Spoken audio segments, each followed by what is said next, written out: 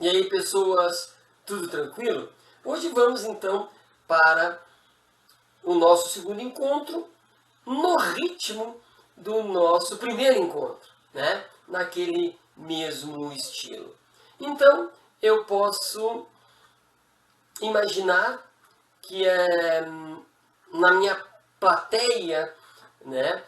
Na minha plateia imaginária, alguém pode levantar a mão e perguntar para mim, levando em consideração o nosso primeiro vídeo. E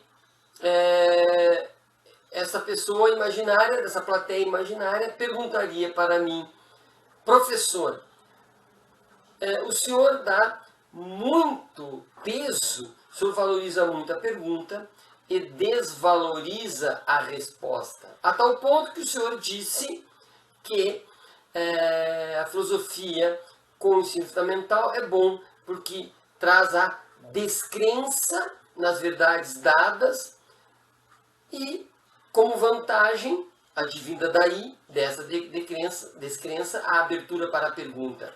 Como então, professor, fica isso? Valorizar a pergunta e desvalorizar a resposta. Pois bem, eu pergunto para esta pessoa: o que é para ti perguntar? Primeiro vamos observar o que tu queres me dizer quando tu afirmas que perguntar é relevante para mim. O que é para ti perguntar? Vamos imaginar que esta pessoa me responda: ora, professor, perguntar é o momento em que a pessoa é tomada por uma dúvida e precisa sanar essa dúvida. Então, ela se dirige à pessoa que, em tese, tem a resposta, né, e pede essa resposta. Este é o perguntar. Pois bem, ao ouvir isso, eu continuaria argumentando com esta pessoa. Ora, caro colega que me ouve, perguntar, portanto, ele ocorre quando a pessoa sente a necessidade de expor-se. E expor-se significa eu, aprendiz, eu aluno, eu pessoa que ainda não sei, vou ter que dar a minha cara a tapa, vou ter que levantar a mão, levantar da cadeira, não sei, e me expor e fazer a pergunta.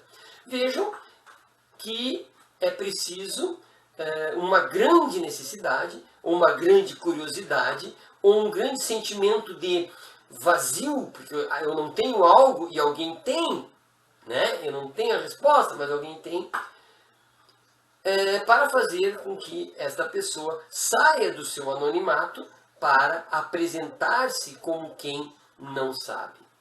Percebam que, se não houvesse esse sentimento de necessidade, se não houvesse essa percepção de uma espécie de vazio, de desassossego, essa pessoa, com certeza, por uma economia, vamos dizer assim, ficaria com o mínimo de energia gasta, ou seja, ficaria sentada observando. Mas ela foi de alguma forma tocada e, portanto, ela vai se apresentar e fazer a pergunta.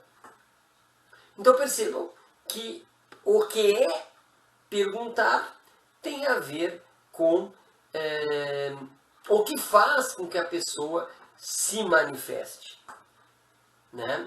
É muito parecido isso. Então, utilizando-me da resposta dessa pessoa que me perguntou, dessa pessoa imaginária, eu posso prosseguir dizendo que, baseado nesta resposta, eu posso prosseguir dizendo que, se a pessoa não se sente tocada, ela não pergunta.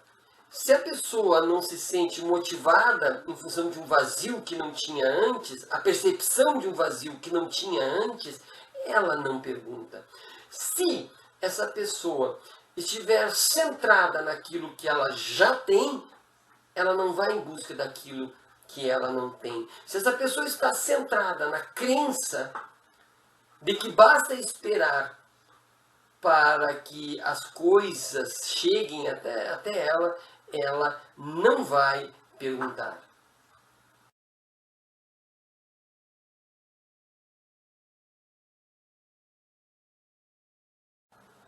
Percebam, portanto, que antes do perguntar é preciso um querer.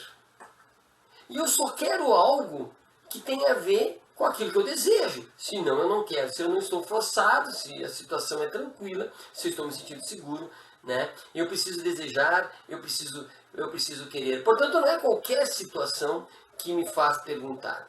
Porque a perguntar é se expor. Perguntar é gastar energia. Perguntar é se mover, quebrar uma inércia. Portanto, se uma aula, se uma fala, se uma exposição, ela é baseada na ideia de entrega, ou seja, antes que alguém se mova, eu já entrego, antes que alguém pergunte, eu já entrego a resposta, esse jeito de ministrar esses saberes é um jeito que não é suscetível às perguntas, porque o foco está na resposta. Então, eu, professor, estou focado naquilo que eu tenho, né? E quero logo entregar, se eu não estou pensando na pergunta. Se eu estou focado na resposta, eu estou, portanto, pensando naquilo que eu sei, e entre as coisas que eu sei, eu acho que eu sei as perguntas que os alunos fariam, e, portanto, eu já respondo antes.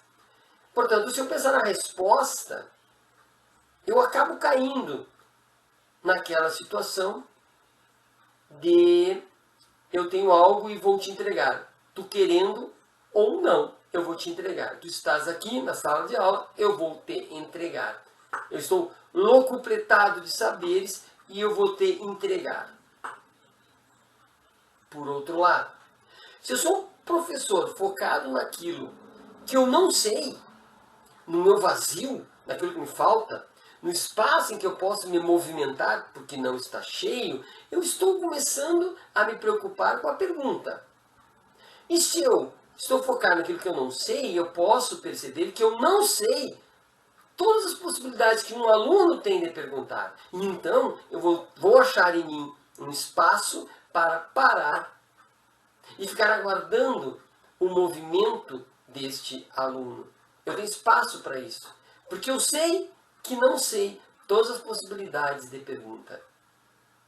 Se eu sou aluno, por outro lado, estou focado naquilo que eu não sei, eu tenho vontade, eu tenho espaço para me movimentar, para me expor. Eu tenho desejo de me expor na pergunta. Percebem? Percebam isso. E se eu reconheço no professor, eu aluno, reconheço no professor que ele tem tempo para o não saber, tanto o não saber dele próprio, quanto o meu não saber, os nossos não saberes se comunicam. E, portanto, haverá perguntas trocadas, e trocadas de maneira motivada. Percebam que, portanto, o movimento dialético, ou o movimento do diálogo, ele flui nesses espaços. Então, se eu foco na resposta, eu procuro aquilo que eu tenho. E procuro no aluno aquilo que ele não tem. E eu vou encaixar lá. Eu, professor. Se eu sou um professor baseado na pergunta, eu penso o que eu não sei ainda, penso no que o aluno não sabe e vamos trocar experiências para construir algo juntos.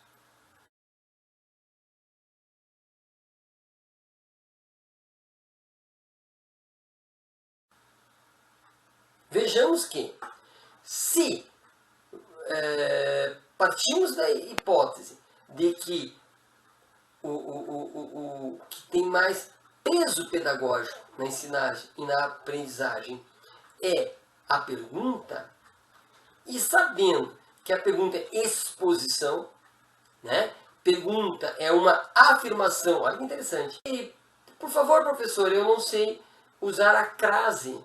É uma pergunta, mas é uma afirmação. Eu estou dizendo, eu não sei usar a crase. Portanto, é uma exposição. E eu só me exponho se o ambiente é seguro.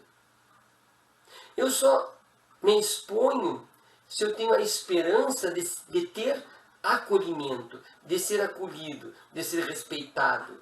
Eu só me exponho se ninguém rir de mim, se ninguém menosprezar aquilo que eu sou quando eu me exponho.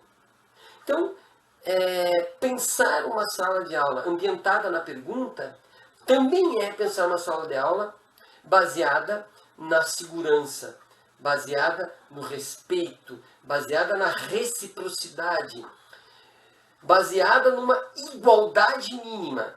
E eu diria que a igualdade mínima é a dignidade da pessoa humana, seja a dignidade do professor, seja a dignidade do aluno. Portanto, esse aluno, ele para e me pergunta, e se expõe para mim, e eu, ao tentar responder, eu paro e me exponho e também pergunto, significa que há um ambiente de abertura, de querer, um ambiente que pensa o vazio, aquilo que eu ainda não sei, mas é um vazio esperançoso, né? É um vazio temporário, é um vazio desejo de encontrar aquilo que me falta, mas não é encontrar aquilo que me falta como um ponto final, mas simplesmente aquilo que me falta agora.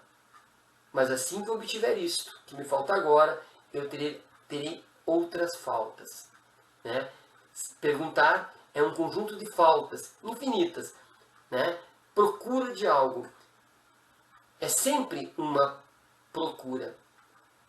Portanto, fechando já, rapidinho, quando me perguntam, ou esse imaginário, né? Essa pessoa imaginária me pergunta se eu dou mais valor ao perguntar, peso ao perguntar do que ao responder, eu diria sim, eu dou mais peso ao perguntar, é uma proposta, né? Lembre do primeiro vídeo, há que se fazer escolhas, e eu faço a escolha pela pergunta. E, portanto, igualmente, eu escolho a pergunta, eu escolho o respeito, eu escolho a dignidade, eu escolho o crescimento, eu escolho o querer e, portanto, a motivação entre sujeitos iguais que dialogam a aprendizagem, dialogam o mundo e, portanto, vão qualitativamente crescer e crescer no ambiente de curiosidade, onde é maravilhoso perguntar, tanto quanto é maravilhoso encontrar a resposta. Sempre uma resposta temporária, nunca uma definitiva. Certo? Vamos lá, vamos sempre tentando rever os vídeos para não perder detalhes e vamos lá no aguardo de mais um encontro. Abraço!